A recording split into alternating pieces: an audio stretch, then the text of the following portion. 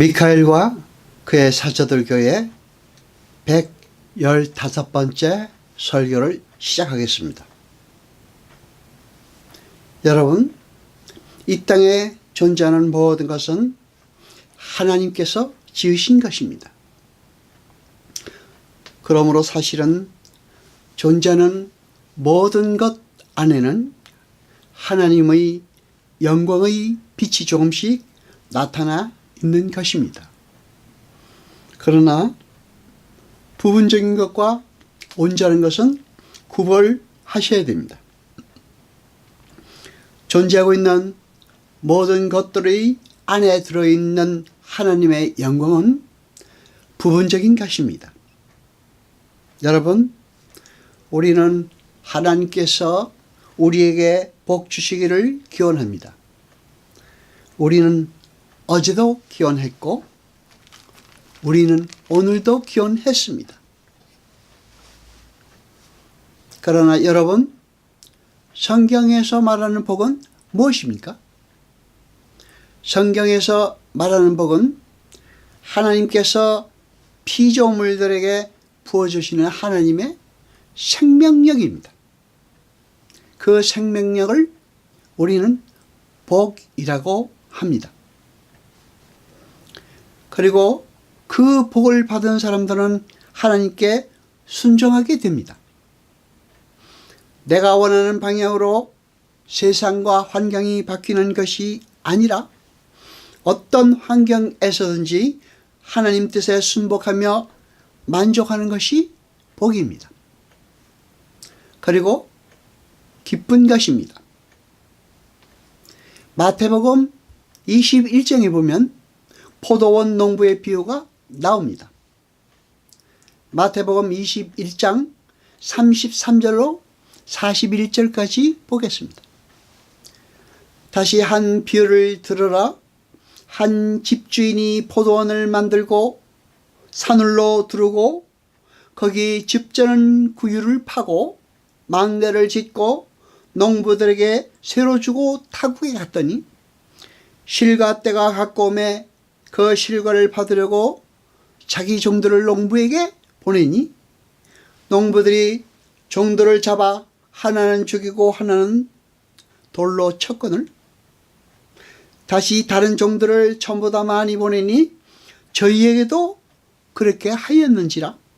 후에 자기 아들을 보내며 가로되 저희가 내 아들은 공경하리라 하였더니 농부들이 그 아들을 보고 서로 말하되 이는 상속자니 자 죽이고 그의 유업을 차지하자 하고 이에 잡아 포도원 밖에 내어 쫓아 죽였느니라. 그러면 포도원 주인이 올 때 이 농부들을 어떻게 하겠느냐? 저희가 말하되 이 악한 자들을 진멸하고 포도원은 제때에 실과를 바칠 만한 다른 농부들에게 새로 줄지니이다. 아멘. 여러분, 이 예화를 들으시고 어떻게 이해하십니까?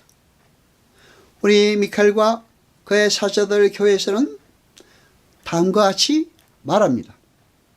문제는 이 농부들이 주인이 원하는 주인에게 줄 실한 포도를 절대 맺을 수 없는 자들이라는 것입니다. 그들에게는 주인에게 줄 실한 포도가 없었습니다. 그래서 그들은 달리 방법이 없었던 것입니다. 여러분, 우리는 지금 실한 포도를 맺고 있는 농부입니까? 요한복음 1장 12절로 13절까지 보겠습니다. 영접하는 자, 곧 그 이름을 믿는 자들에게는 하나님의 자녀가 되는 권세를 주셨으니 이는 혈통으로나 육정으로나 사람의 뜻으로 나지 아니하고 오직 하나님께로서 난 자들이니라. 아멘. 우리가 이루고자 하는 구원은 육체적 혈연관계와 아무러한 연관도 없습니다. 또 이 세상의 가치 체계와도 아무러한 관계가 없습니다. 이 세상에서 우리가 가지고 있는 우리의 의도와도 아무 상관이 없습니다. 인간의 이상적 노력이나 수양이나 학문이나 전문성 같은 것으로도 절대 예수 그리스도를 알아보거나 영접할 수가 없습니다. 하나님이 허락하시지 않으시면 여러분은 하나님을 영접하실 수가 없습니다. 인간을 비롯한 모든 피조물들은 원래 하나님으로부터 끊임없이 공급하시는 생명력을 공급받아야 합니다. 그것이 바라크, 즉 복입니다.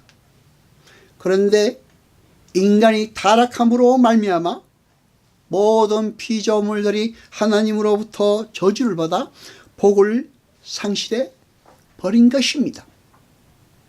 여러분, 율법이라는 것은 하나님과의 언약 관계에 있는 인간들이 그 관계가 요구하는 삶을 충실히 살아내는